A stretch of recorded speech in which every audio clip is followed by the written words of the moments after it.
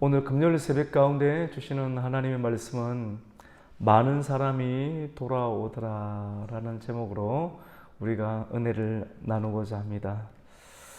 우리 권사님께서 또 아침에 교회를 들어오시면서 또 꿈 이야기를 하셨는데 또 1층에 진열되어 있던 음료수가 다 비워졌다라고 합니다. 많은 사람들이 와서 그 교회에서 준비한 음료수 또 음식들을 싹 또 비웠는데 많은 사람들이 또 우리 권사님과 꿈과 같이 올 수 있는 은혜가 있기를 축복합니다.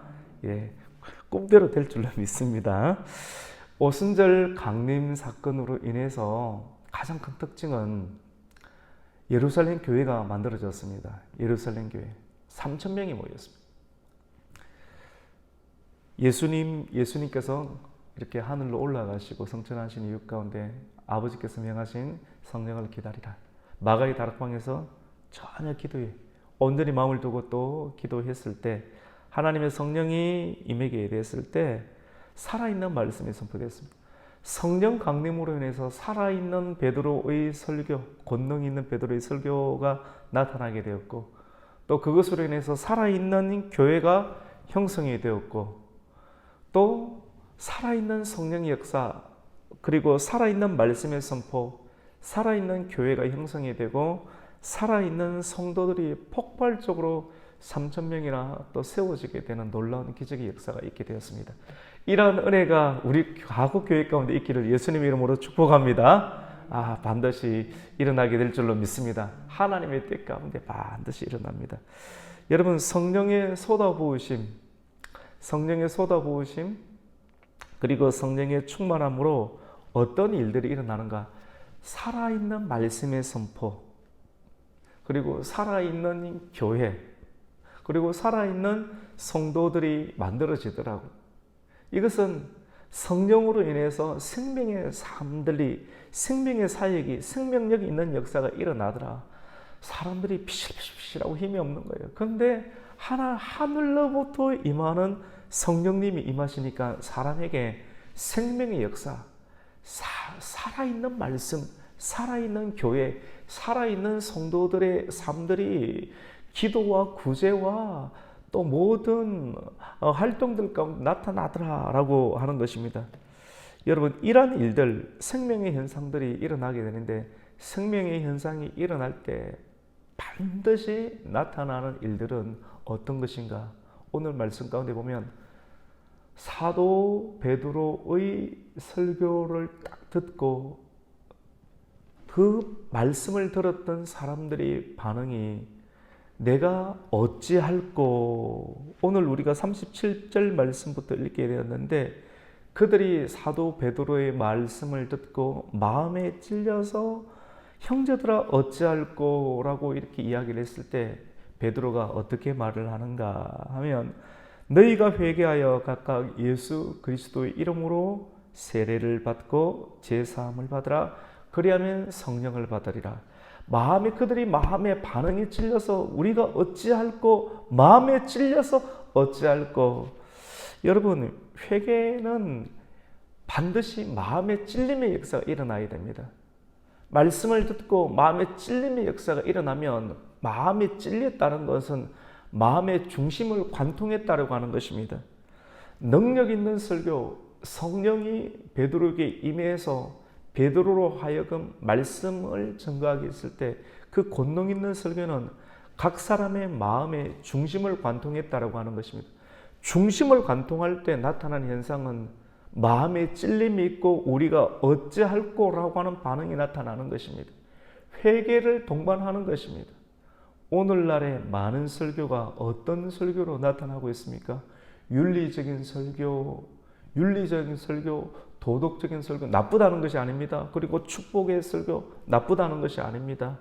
그리고 웰빙, 건강, 이런 형태로만 전락이 돼버리면 중심을 통과해야 되는데 중심을 통과하는 것을 두려워합니다. 왜냐하면 성령을 받으면 목회자도 하나님의 손에 붙잡혀야 되는 것이고 자기의 뜻을 주장할 수 없는 것이고 그리고 그 말씀을 듣는 성도들도 더 이상 마음의 찔림을 받는 것 굉장히 중요하죠. 그런데 이것을 많이 두려워해요.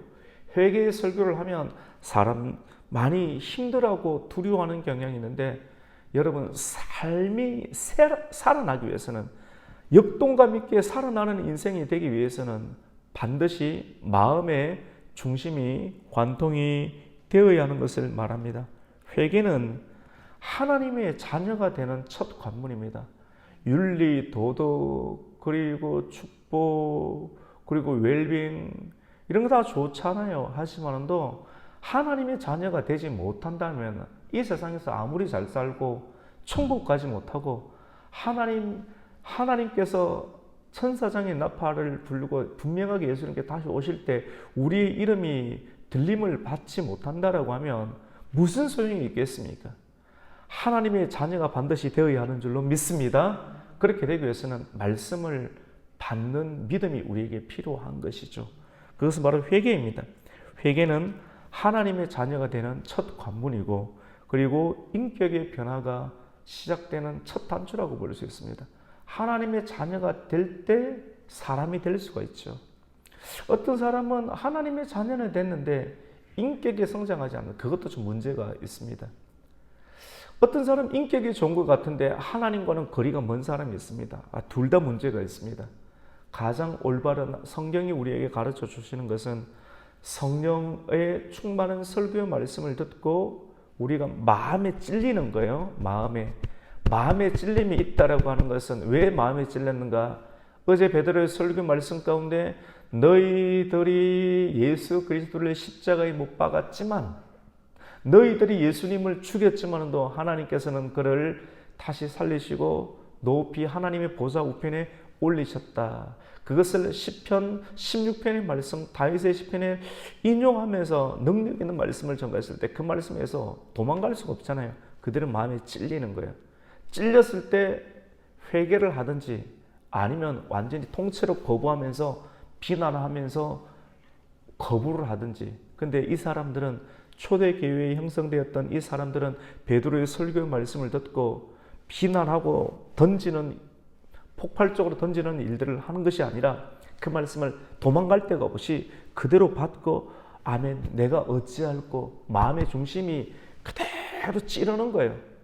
그대로 찌르고, 우리가 하는 행위에 대해서 그대로 찔렀을 때 하나님께 엎드리는 거예요. 우리가 어찌할꼬, 형제여, 이 말씀을 듣고 내 마음에 찔림이 있는데 내가 어찌할꼬 라고 했을 때 베드로 사도는 너희가 회개하여, 회개라고 하는 것은 어떤 뜻입니까 여러분? 뉘우칠 해 고칠 개입니다. 뉘우치고 고친다는 것이죠. 회개한다는 것은 단순한 마음의 변화만을 있는 것이 아닙니다. 실질적으로 마음에 찔려서 여러분 몸이 아플 때 침을 잘 놓는 사람은, 저도 어릴 때 침을 참 많이 맞았는 것 같아요. 허리가 아프든지 종양이 있든지 침을 맞았습니다. 침이 들어가서 신경까지 들어가는 건 아니겠어요? 쫙 들어가서 잘 놓는 사람은 아주 깊이 정확하게, 침을 못 놓는 사람이 깊이 놓으면 그 사람은 신경 잘못 건드리면 큰일 나는 거 아니겠습니까? 아는 사람이 정확하게 침을 딱 놓았을 때 찔림이 있죠. 찔림이 있을 때 어떻게 됩니까? 변화가 일어나는, 치유가 일어나게, 말씀이 중심 가운데 들어요. 우리 신경, 관절과 골수까지 찔러요. 그래서 그 안에 있는 잘못된 것들이 이 밖으로 나와야 되는 거예요. 회개는 뉘우칠 해 고칠게, 하나님 말씀이 들어가서 우리의 심령을 쪼개고, 그리고 삶이 변화돼. 우리의 습관 가운데 여러 가지 덕지 묻어있는 그런 우리의 삶, 우리의 고집, 우리의 아집, 이 안에는 여러 가지 정신적인 것, 그리고 영적인 것들이 다 습관 가운데 있습니다. 그런데 이러한 삶들이 예수의 말씀이 들어감으로 말미암아 너희가 죽인 예수, 그리고 우리가 예수를 죽였다, 이 예수를 하나님께 다시 살리셨다, 이 말씀에 의해서 예수님 때문에 우리가 예수를 죽었고 그 죽으심의 역사 때문에 우리가 다시 살아날 수 있다라고 하는 그 말씀의 침이 우리 심령 가운데 들어갈 때 회개가 반드시 일어난다. 이 회개는 하나님의 아들이 되는 조건이고 인격의 변화가 되는 첫 단추라고 볼 수가 있고, 이 회개는 마음의 변화와 함께 실질적인 삶의 태도와 습관의 변화까지 나타나는 것을 동반을 하고 있는 것입니다. 회개의 역사가 일어날 때 두 번째로는 물과 성령으로 세례를 받을 수가 있다라고 말씀을 합니다. 물과 성령, 물은 요한의 세례죠. 회개의 세례, 그리고 성령의 세례. 물과 성령으로 세례를 받아라. 하나님의 뜻은 동시에 일어나는 것이지만 많은 경우 물 세례를 받고 난 이후 가운데 동시에 일어나는 경우도 있고 성령의 세례가 그 다음 차순으로 일어나는 경우들이 있는 것을 보게 됩니다.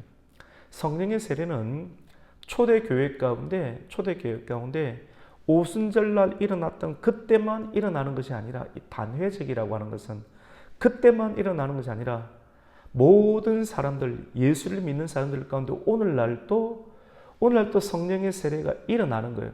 성령의 세례는 모든 각 사람 가운데 단회주로 한 번만 받으면 됩니다. 하나님의 성령이 그에게 찾아와서 성령의 세례가 일어나고, 성령의 세례로 일어난 사람들 가운데 회개의 심령을 일으키게 될 때, 그때 이후의 삶 가운데 계속해서 고치고 회개하는 역사가 나타나는 성령의 충만한 삶으로 계속 이어지는, 성령의 세례는 각 사람에게 인생에 있어서 한 번 일어나지만도, 그리고 성령의 충만함은 날마다 지속적으로 반복적으로 나타나야 되는 것을 이 말씀을 하고 있습니다.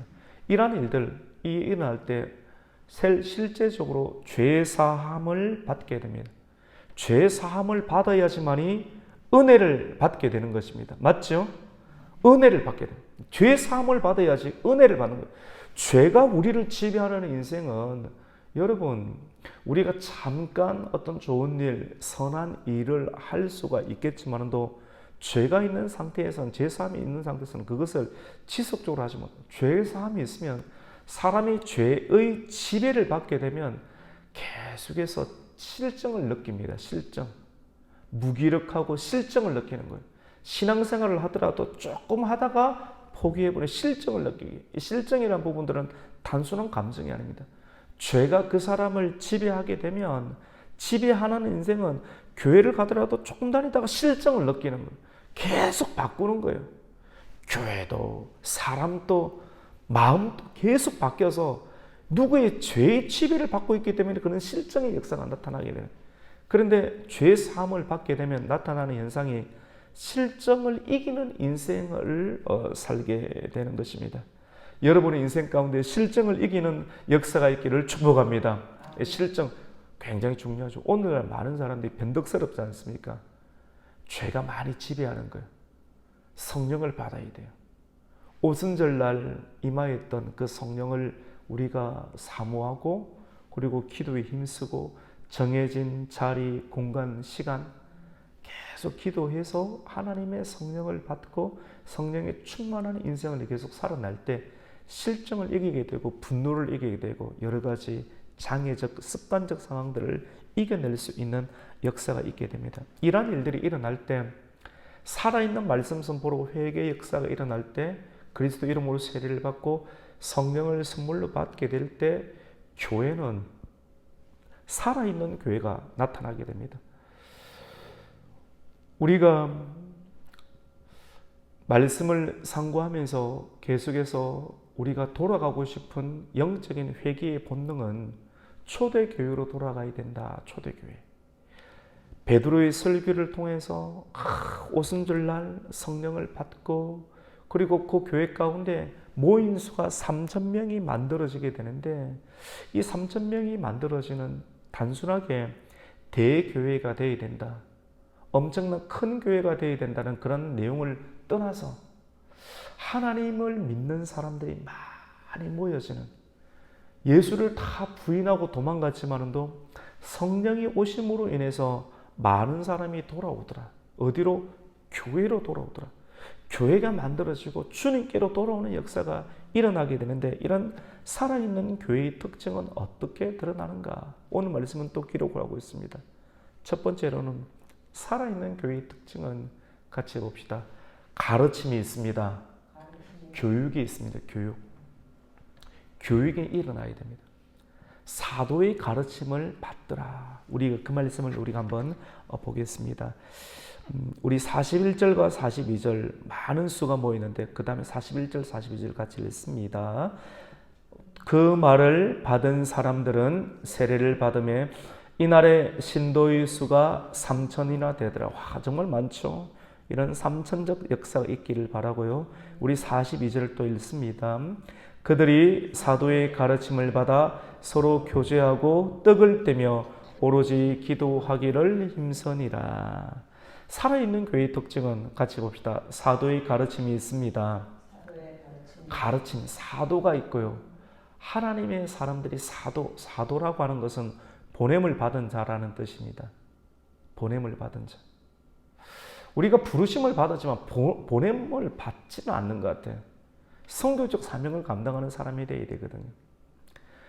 사도의 가르침을 받는다. 하나님의 택함을 받고 보내심을 받는 단계까지 이르는 사람. 이런 사람들이 사도로 쓰임을 받게 되는데 사도에게 가르침을 받는다. 가르치는 자와 그리고 가르침을 받는 자의 관계가 형성되더라. 무엇에 의해서? 성령에 의해서, 말씀에 의해서, 교회에 의해서. 살아있는 교회는 이런 사도들이 만들어지고 그리고 사도에 의해서 가르침이 나타나는 역사가 나타나더라. 이것은 성령의 가르침이고 하나님의 가르침이 있게 되는 것이죠. 이런 살아있는 가르침, 가르치는 자와 또 따르는 자들의 관계가 형성되는 아름다운 영적인 관계가 형성되는 교회가 바로 살아있는 교회의 특징이다라고 말씀할 수 있고, 두 번째로는 날마다 어떻게 합니까? 서로 같이 봅시다. 교제하고 떡을 떼며, 이 교제하고 떡을 뗀다. 교제하고 떡을, 교제가 필요하죠. 교제, 신앙과 삶을 나누는 것입니다. 그래서 교제하고 또 떡을 같이 먹는 것, 사람이 친해지려면 정말 그렇구나 라고, 우리가 한 가족과 같구나 라고 하는 것을 우리가 경험하려고 하면 가르침을 받아야 되지만, 교회에서도 말씀을 전하자 사도의 그때 그 당시의 사도의 가르침은 오늘날의 설교입니다. 사도의 가르침을 계속 받고요, 정기적으로 받지만은도 또 이것이 진짜 우리 한 가족 살아있는 교회가 되려면 교제가 있어야 되는데, 그 교제는 펠로우십입니다. 형제 우애가 만들어지게 됩니다. 형제 우애는 어떤 것입니까? 신앙과 삶을 나누는 거예요. 서로 나누는 모임의 장소가 필요하죠. 말씀을 받는 예배 이후의 과정 가운데, 그래서 구역 예배, 공과 이런 것들이 필요한 거예요.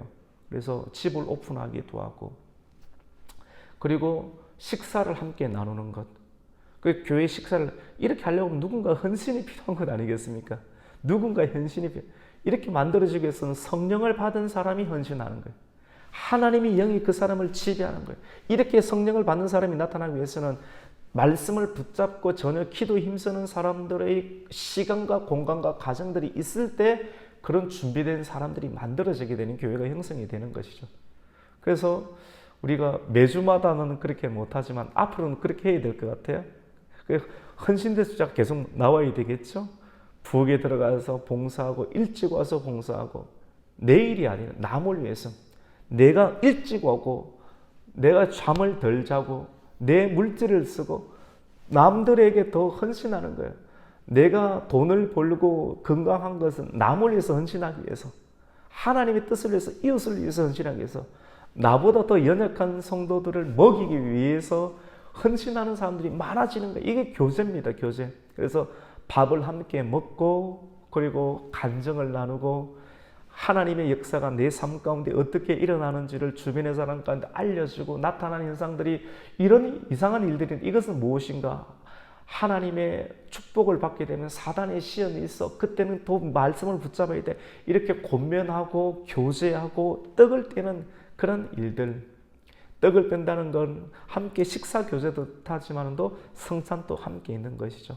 거룩한 성찬과 또 식사의 교제가 함께 이루어지는 그런 교회가 살아있는 교회다 라고 말할 수 있습니다. 마지막으로 특별한 경우들은 오늘 말씀 가운데 보면, 이렇게 43절에 보면 이런 일들이 일어날 때 사람들마다 두려워하는데 사도들로 말미암아 기사와 표적이 많이 나타난다.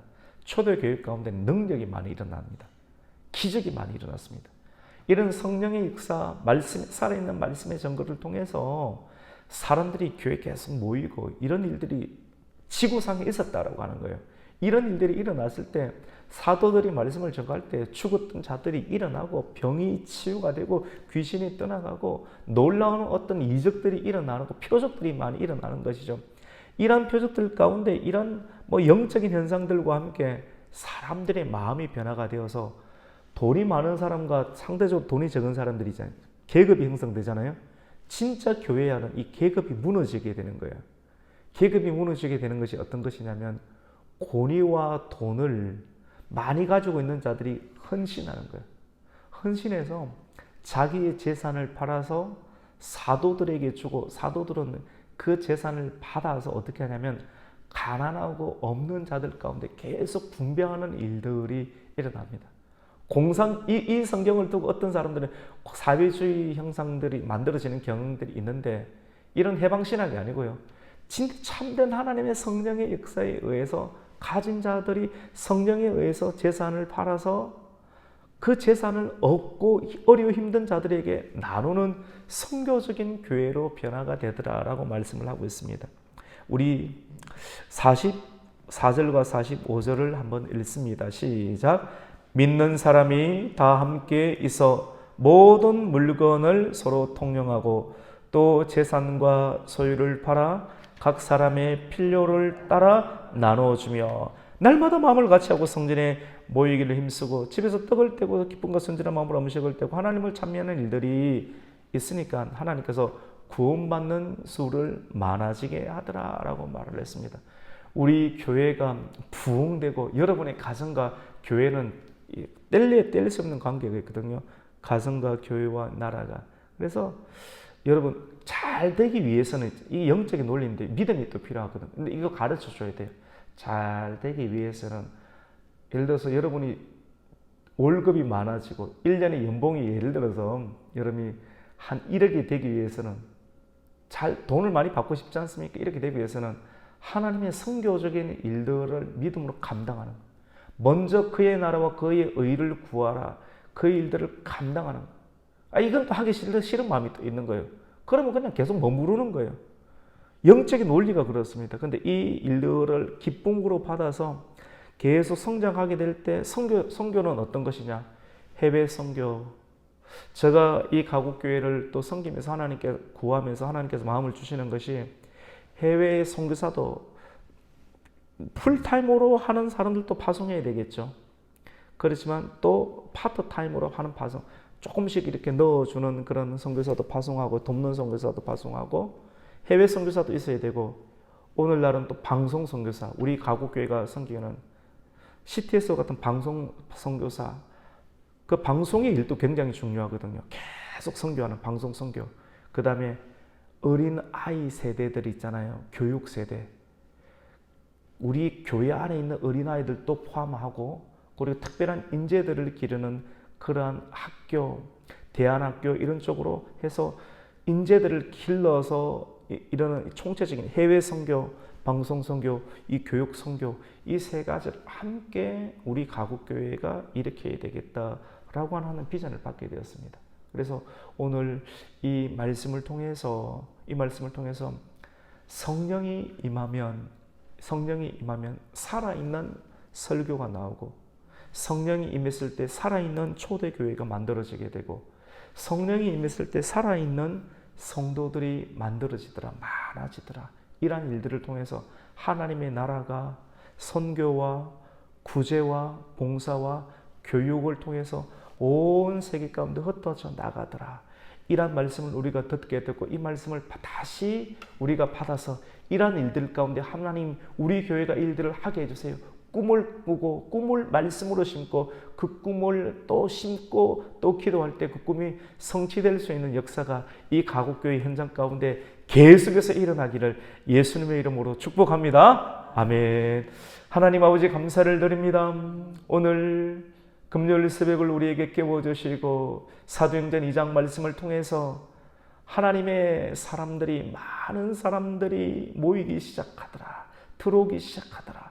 하나님 이러한 역사가 이 가곡교회 안에 성령과 말씀의 역사로 일어나게 하여 주시옵소서. 우리 가곡교회가 해외 선교를 섬기게 해주시고 방송의 선교를 섬기게 해주시고 교육의 선교를 섬길 수 있는 이 교회가 되게 하여 주시옵소서. 예수님의 이름으로 기도드립니다. 아멘.